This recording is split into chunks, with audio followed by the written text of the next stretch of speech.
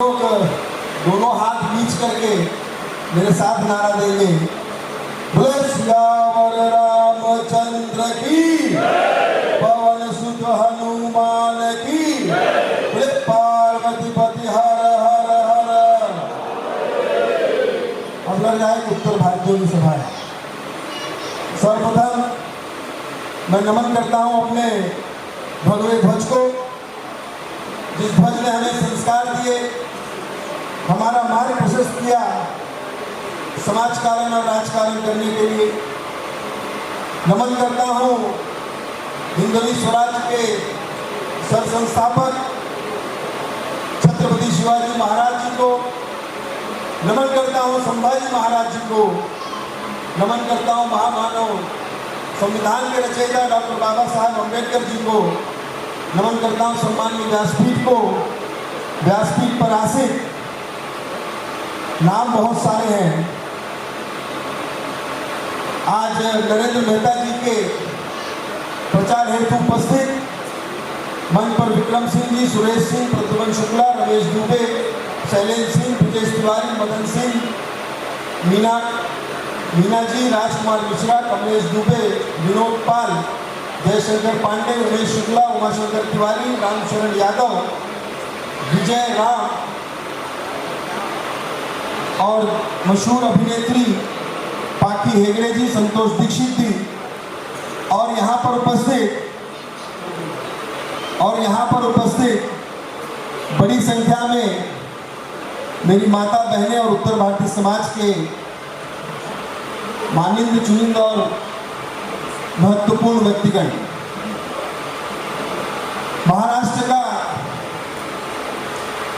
2024 ये वर्ष वास्तविकता में भारत की राजनीति में सनातन धर्म के लिए एक बहुत महत्वपूर्ण विषय है।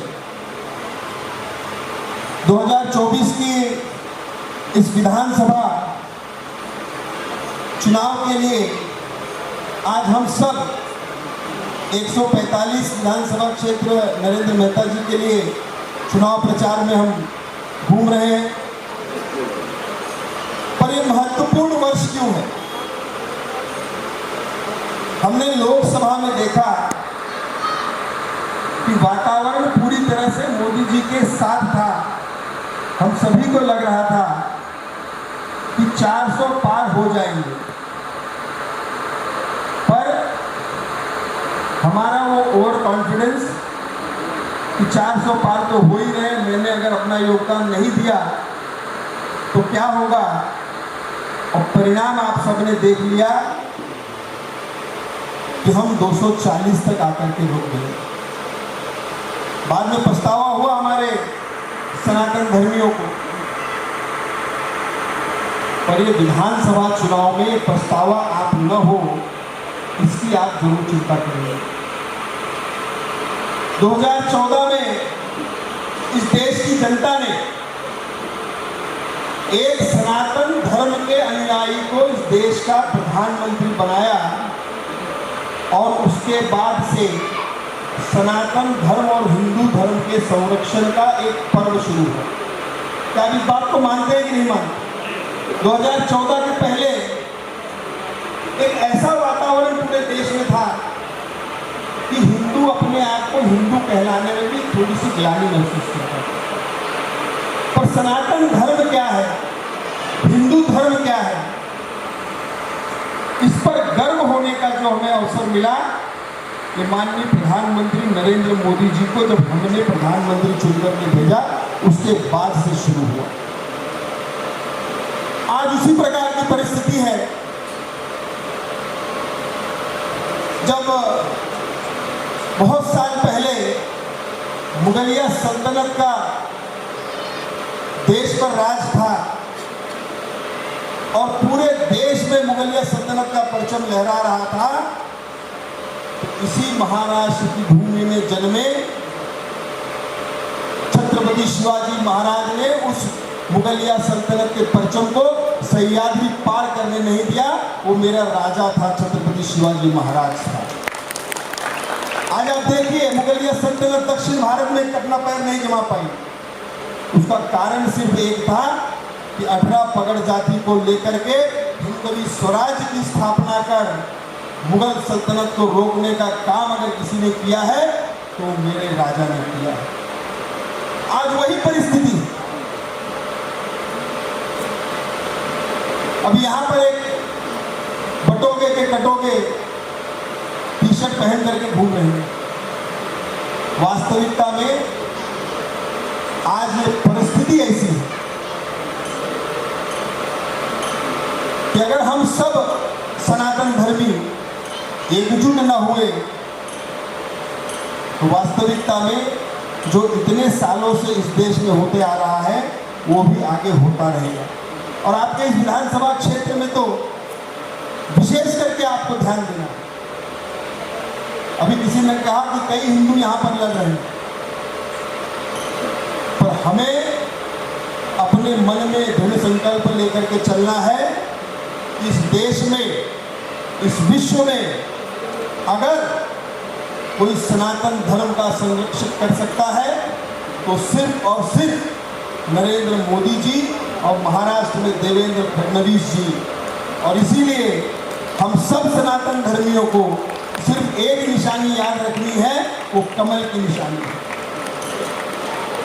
आज हमने देखा कि लोकसभा के चुनाव में एक फॉल्स नैरेटिव सेट किया गया कि इनको 400 पार अगर हो गए तो संविधान बदल देंगे। लोगों ने मान नहीं पाया। आज वही कांग्रेस के राहुल गांधी संविधान की किताब लेकर के पूरे देश में घूम रहे हैं। अरे संविधान के डॉक्टर बाबा साहब अंबेडकर जी ने जो संविधान लिखा है उसके अगर कोई अनुयायी है इस देश में तो सिर्फ और सिर्फ नरेंद्र मोदी जी हैं और महाराष्ट्र में देवेंद्र फडणवीस जी और महायुति की सरकार है। अब देखिए 75 साल में हमने कभी सोचा था कि जम्मू कश्मीर से धारा 370 हट जाएगी, पर सनातन धर्मियों की ताकत देखिए कि आप सबने एक ऐसा सनातन धर्मी देश का प्रधानमंत्री बनाया जिसने एक झटके में धारा 370 को उठा करके फेंक दिया। इसके पहले लोग कहते थे कि धारा 370 35 से अगर हट गया तो कश्मीर की घाटियों में लहूलुहान हो जाएगा, नदियां खून की नदियां बह जाएंगी। पर ऐसा कुछ नहीं हुआ, क्योंकि जो केंद्र में बैठे मोदी और शाह जी हैं ये एक लौह पुरुष की तरह है। अरे डॉक्टर बाबा साहब अंबेडकर जी का संविधान 75 साल तक इन कांग्रेसियों ने जम्मू कश्मीर में लागू नहीं होने दिया, और आज जैसे ही कांग्रेस और उसके इकोसिस्टम की सरकार जम्मू कश्मीर में बैठ गई तो इन्होंने जम्मू कश्मीर के असेंबली में सबसे पहला बिल अगर कोई पारित किया तो जम्मू कश्मीर से धारा 370 हटाने का बिल पारित किया। मैं आपके माध्यम से एक बात बता देना चाहता हूं देशवासियों को, अरे इस देश में कोई माई ने ऐसा लाल नहीं जना जो नरेंद्र दामोदर दास मोदी के होते हुए जम्मू कश्मीर से धारा 370 हटा करके बता दें।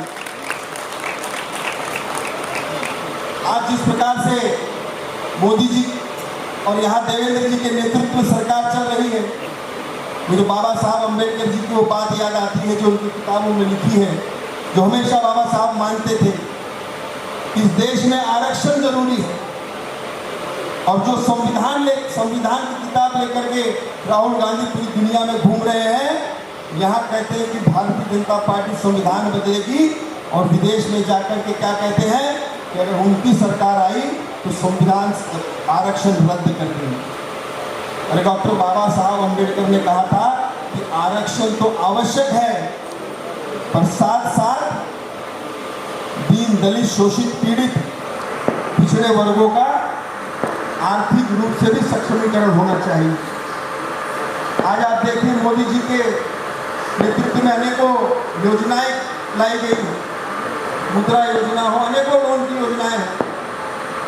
अगर आप उन लाभार्थियों की याद दलित और अति पिछड़ा समाज के ज़्यादा से ज़्यादा लाभार्थी हैं। ये है नरेंद्र मोदी जी की बात। और आज ये जो संविधान के रचयिता बाबा साहब अम्बेडकर के बताए हुए रास्ते पर चल रहे हैं, वो सिर्फ और सिर्फ मोदी जी। इस बार हम गाफिल नहीं रहना चाहिए। आज इस विधानसभा का अगर डेमोग्राफी अगर हम देखें तो यहाँ पर मुस्लिम बाहुल्य भी इलाका है काफी बड़े पैमाने पर आप सबने ऐसे नेतृत्व का साथ देना है जिन्होंने 450 साल के हिंदुओं के माथे पे लगा हुआ कलंक मिटा करके मेरे राम लला को अयोध्या में जिन्होंने स्थापित किया, हम सब उनके साथ रहेंगे। जो सनातन धर्मी कमल के साथ है, हम उसी का साथ देंगे। क्या हम आज यहाँ से दृढ़ निश्चय कर करके जाएंगे, वरना सिर्फ एक नारा रह जाएगा कि अगर बटोगे तो कटोगे, पर ना बटना है ना कटना है। हिंदुओं को, सनातन धर्मियों को संगठित होना है और 20 तारीख को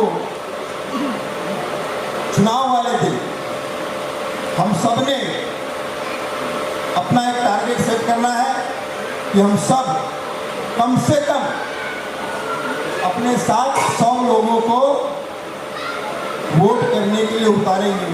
मैं आपको विश्वास दिलाता हूं कि अगर आपने 100 लोगों को पोलिंग बूथ तक लेकर के गए तो आपको उनको कहने की जरूरत नहीं, वो बटन कमल पे ही दबेगा, इसमें कोई संदेह नहीं।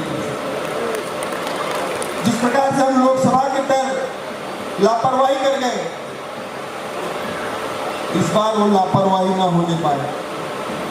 सनातन धर्म एक ऐसे मोड़ पर खड़ा है कि आज हम सब ने दिखा देना है कि हिंदू संगठित है, एक है, और देश की प्रगति के लिए हम सब एक मिल करके, जब देवेंद्र फडणवीस जी मुख्यमंत्री की शपथ ले रहे होंगे तो आप सब ने चुन करके दिया हुआ इस विधानसभा क्षेत्र से नरेंद्र मेहता जी के रूप में एक सनातन धर्म का समर्थक, एक सनातन धर्म का अनुयायी वहाँ अपना हाथ उठा करके कहेगा कि मैं भाईंदर के विधानसभा क्षेत्र से सनातन धर्मियों के लिए समर्पित विधानसभा में अपना हाथ उठाकर खड़ा रहेगा, तो हम सबका सीना गर्व से चौड़ा होगा। क्या हम इस दृढ़ संकल्प को लेंगे? कम से कम 100 जनों को हम वोट करने के लिए प्रेरित करेंगे या नहीं करेंगे? आवाज जोर से नहीं आ रही।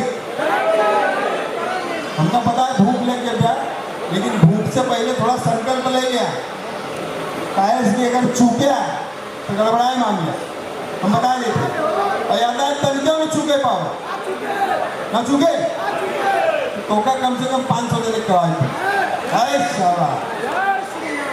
बस अंत में सिर्फ इतना कहूँगा कि जो संकल्प लिया है उसको 20 तारीख को पूरा करेंगे और 23 तारीख को इसी विधानसभा क्षेत्र में विधायक बनकर के नरेंद्र मेहता जी को विधानसभा भेजेंगे। यही संकल्प लेना है। मैं अपनी वाणी को विराम देता हूँ। जय हिंद, जय महाराष्ट्र। बोलो सियावर रामचंद्र की, पवन सुत हनुमान की, पार्वती पति हर हर